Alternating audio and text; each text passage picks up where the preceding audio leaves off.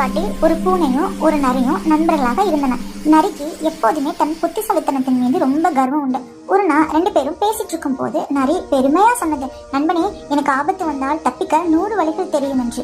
எதிரிகள் யாராவது வந்தால் அவர்களை எப்படி ஏமாற்றுவது என்று எனக்கு நன்றாக தெரியும்னு சொன்னிச்சு. பூனை இதை கேட்டு வியந்து போனது. அது பணிவாக, அப்படியா, மிகவும் சந்தோஷம். ஆனா எனக்கு ஆபத்து வந்தா தப்பிக்க ஒரே ஒரு வழிதான் தெரியும், நீ தான் எனக்கு மீதி வழியை சொல்லி தரணும் அப்படின்னு சொன்னிச்சு. கவலைப்படாதே, நேரம் கிடைக்கும் போது நான் உனக்கு எல்லாத்தையுமே கத்து தருகிறேன் அப்படின்னு நரி அலட்சியமாக சொன்னது.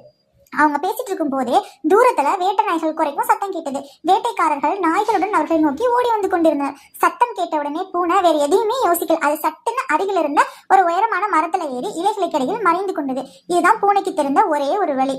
பூனை மரத்தின் மேலிருந்து கீழே பார்த்தது. நண்பனே, சீக்கிரம் ஏதாவது ஒரு வழியை பயன்படுத்தி தப்பித்து விடு அப்படின்னு கத்தியது.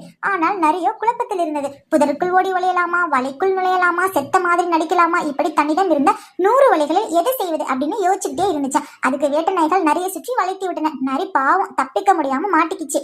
பூனை மேல இருந்து இதை பார்த்து வருத்தப்பட்டது. 1000 வழிகள் தெரிந்திருந்தும் சரியான நேரத்தில் முடிவெடுக்க முடியாவிட்டால் பயனில்லை அப்படின்னு நினைத்து கொண்டது. ஸோ இந்த கதையிலிருந்து நமக்கு என்ன தெரியுதுன்னா, தெளிவான ஒரு வழி குழப்பமான 100 வழிகளை விட மேலானது அப்படின்னு தெரிய வந்துச்சு. ஓகே சில்ட்ரன்ஸ், இந்த கதை உங்களுக்கு பிடிச்சிருந்துச்சு அப்படின்னா என்னோட சேனலை சப்ஸ்கிரைப் பண்ணிட்டு பக்கத்தில் இருக்க பெல் ஐக்கானை வந்து கிளிக் பண்ணிடுங்க. தேங்க்யூ.